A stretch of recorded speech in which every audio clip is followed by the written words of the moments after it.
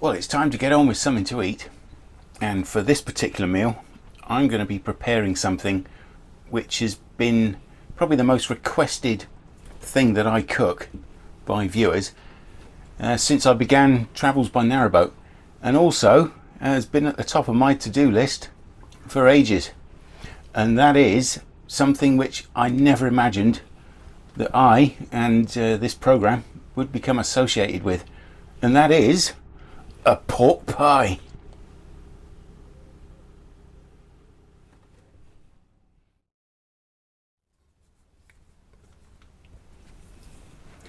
Now I'm going to be following a fairly traditional recipe with a couple of minor changes, mainly because it was very difficult to get hold of some of the ingredients, which is 350 grams or thereabouts, this is 344, of normally pork shoulder, but I'm going to use pork belly, which is what they make streaky bacon from. Then we want about 4 rashers of back bacon. Also have some fresh sage. Want to chop it up and end up with around about a heaped teaspoon, so that's going to be roughly right. Anchovies are often used in pork pies to add a little bit of a slight flavour. They're quite a strong fish, and usually you would use anchovy essence, but I couldn't find any anchovy essence, so I've gone all old-fashioned. I'm going to actually use a couple of anchovies, 1/4 teaspoon of allspice, and about 1/2 teaspoon of what you would normally use is mace. You know, I didn't realise that mace is the dried outer casing of the nutmeg, but I couldn't get hold of any mace, but I already had some ground nutmeg. And to complete the filling, just a bit of salt and pepper. Then for the pastry, 225 grams of plain flour, a little bit of salt, 25 mils of milk, and then 75 grams of lard. And then for glazing, a large egg. Firstly then, I'm going to begin by chopping the meat. Now, if you have a food processor, use one of those, because it's a lot simpler, but I don't. So I'm going to chop it. You don't want to end up with a minced kind of effect.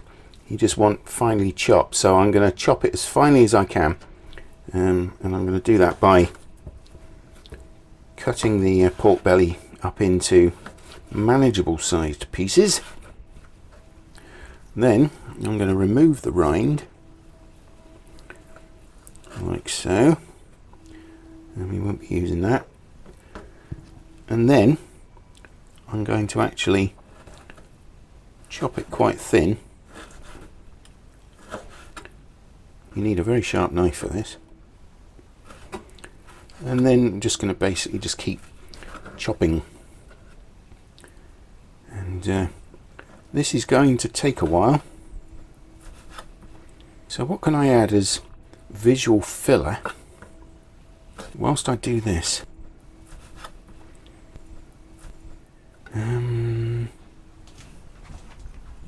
Here's a little vole who fell in a hole, and I've saved his soul. Come on then, little vole, you're out of your hole. Come on. Whoop. There he goes. Where's he going? Oh, he's gone. He's away. Well, that took some doing, and that's only one. As you can see, it's very finely chopped there.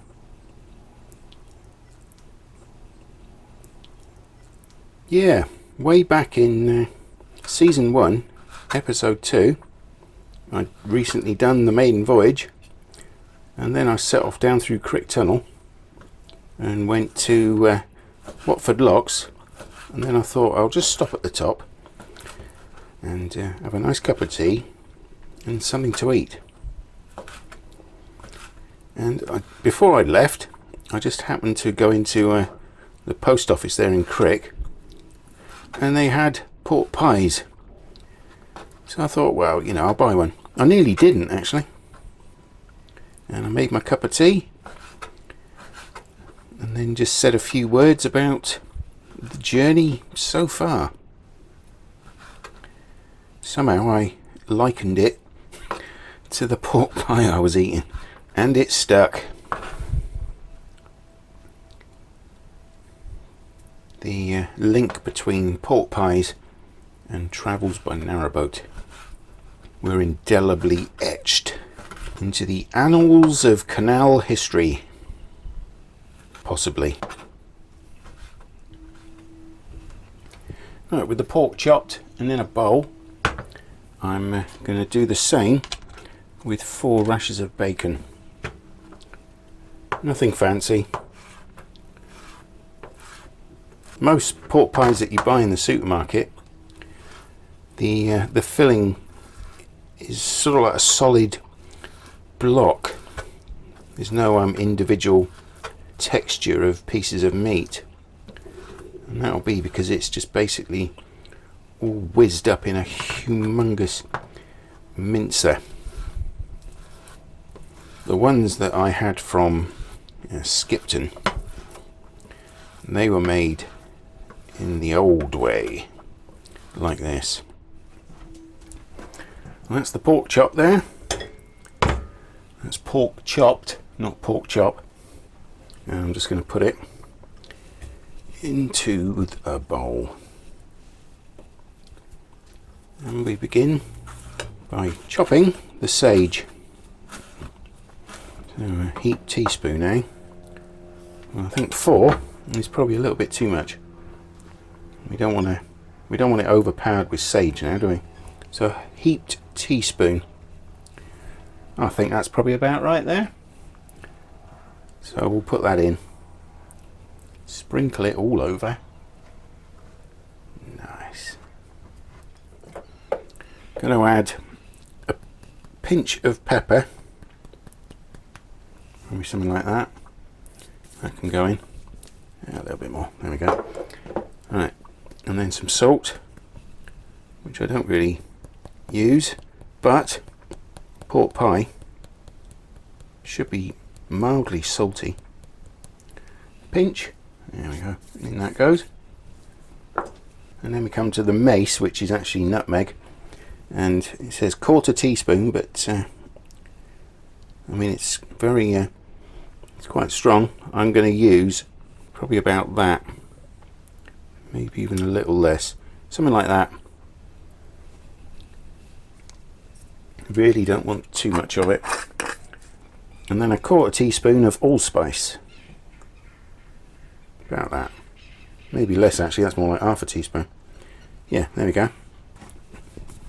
Then we come to the anchovy essence, or in this case anchovies. So I'm going to stick in a very, very tiny drop of the anchovy olive oil, and then I'm just going to use, I think, two anchovies, possibly. It's quite strong. I'm just going to use 1 anchovy. I really don't want to end up with an anchovy pie. And this I'm going to attempt to chop up even finer, because we really do want it to just percolate throughout the filling while it's cooking. I mean, if you can get anchovy essence, then by all means use that. Right, now it's time to make the pastry. I've put the pork mixture back in the tiny bowl, and then I'm going to use this bowl to make the pastry, which is hot water pastry. And in episode 2 of season 1, while I was eating my pork pie, I said that I'd never heard of it, but I assumed it was pastry made with hot water, and it is. But first of all, I'm going to light the oven. I'm going to put this baking dish in there, and then we preheat the oven to gas mark 4 or 180 degrees. And we start by sifting 225 grams of flour. I had a bit left over in another bag, so I shall use that first.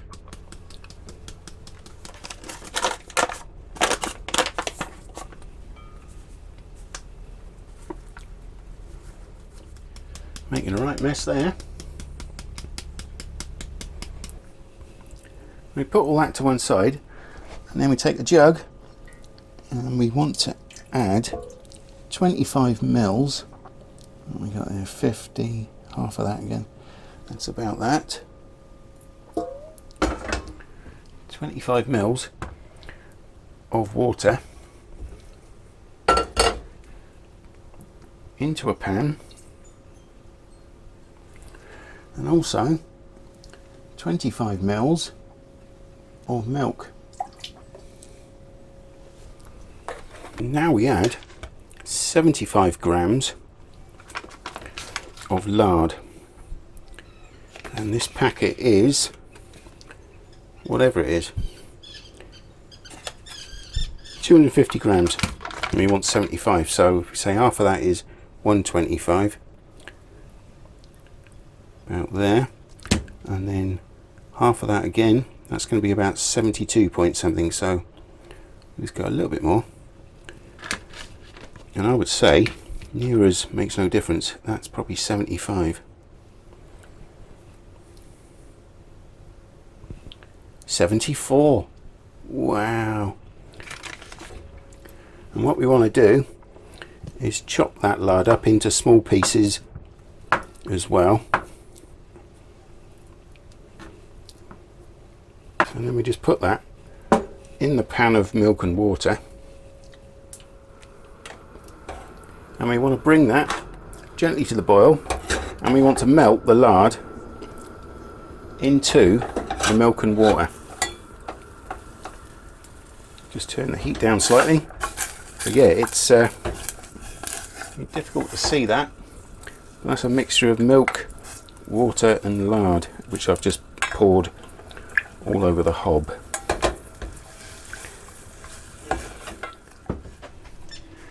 Right, and now we need to work quite quickly. And we just pour it in there, like so. And then we have to begin stirring in very thoroughly and quite briskly. Careful not to do it with your hands straight away, because obviously you burn your fingers with the hot lard, milk and water. Right, I'd say that's probably cool enough to handle now. So I need to very quickly, while it's still warm, knead it into a dough. Then we get it out onto the board, and we need to knead it. Quite a nice moist dough, but also crumbly, which is what you want. That's turned into a nice springy dough. Look at the spring in that.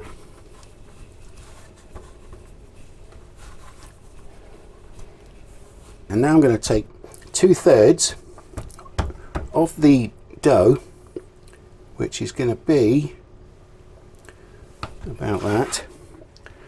Put that piece over there, and then I take my rolling pin, and then we want to roll it out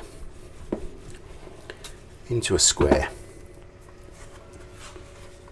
Now the modern way of doing these is to cook them in a muffin tray, so you end up with muffin sized pork pies, individuals.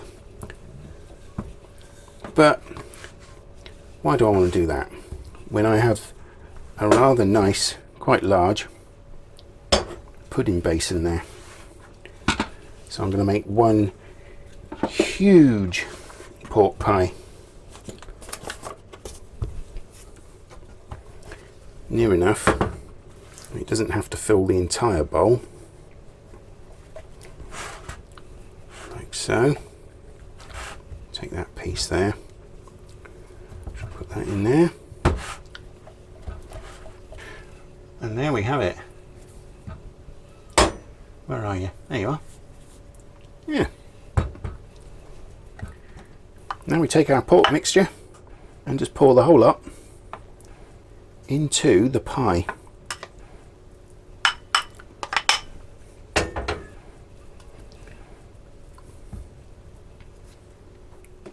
And we're almost there. Just do the same with the lid. Take an egg and we want to just separate the whites.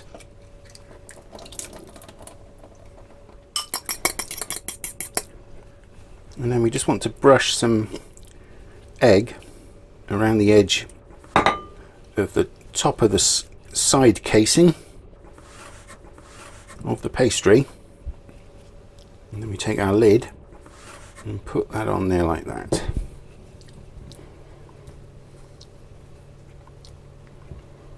Almost there.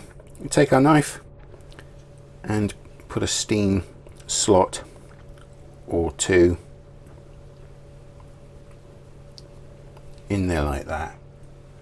And then we take the rest of the egg and slap it all over the top.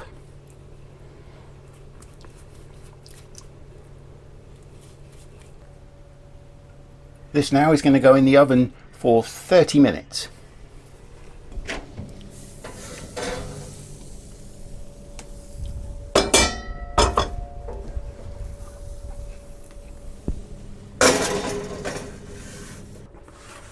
We'll let that do its thing for 30 minutes, and then in 30 minutes time I'm going to take the pie out of the pudding dish and then put it directly on the baking tray and then put it back in the oven for another 25 minutes to go nice and brown and crispy.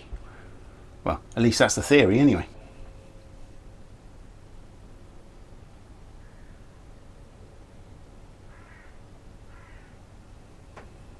Oh, you know, when I'm cooking all this food and so on throughout the series, I may look like a picture of calmness and like I know what I'm doing, but most of it I make up as I go along. And when it comes to complicated, well, complicated to me, when it comes to complicated things like pork pies and steak and kidney puddings and so on, I worry. I do. I worry about it for days and days. I think, right, I'm going to do the pork pie.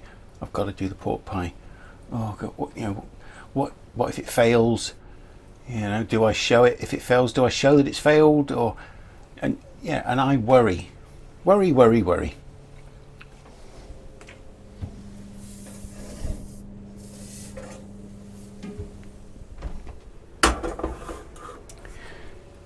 know, well, the first 30 minutes are up, and I now need to just cut round the edge and well, try and tip it out onto a plate, because I need to put it back out of the bowl onto that baking dish tray thing. This is where oven gloves would come handy, but yeah, we adapt and so on. A reassuring thud there. So we remove the lid. Oh, et voila! What a relief!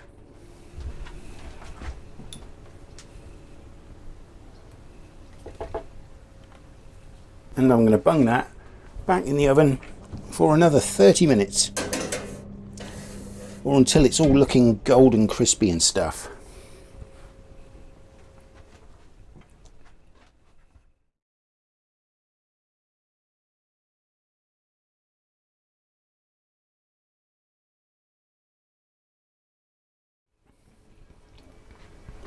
Well, I think we're there. Yep.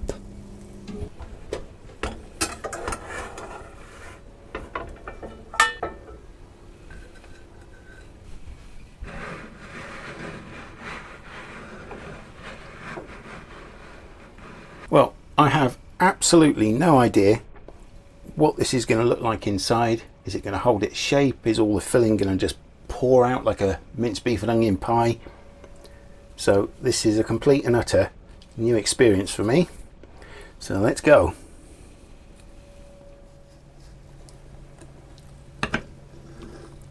Oh wow, all this juice flowing out. This is just like that pork pie that I had at Skipton. That was juicy. The juice is flowing out.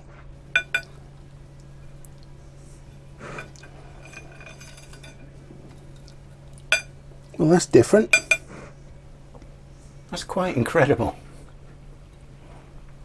So we'll just cut it in half again. Wow, it's very hot. The pastry's great.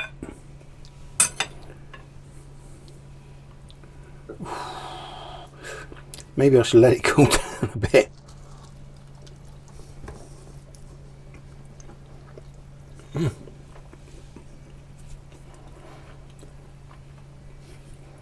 Yeah, the pastry's crispy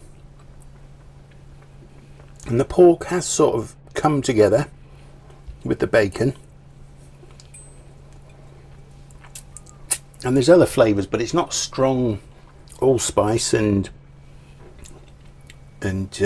nutmeg and so on. The whole lot comes together incredibly. And of course, any decent pork pie must have quite runny brown sauce. Yeah, I will give this an absolute thumbs up. If I say so myself, success. Also, messy.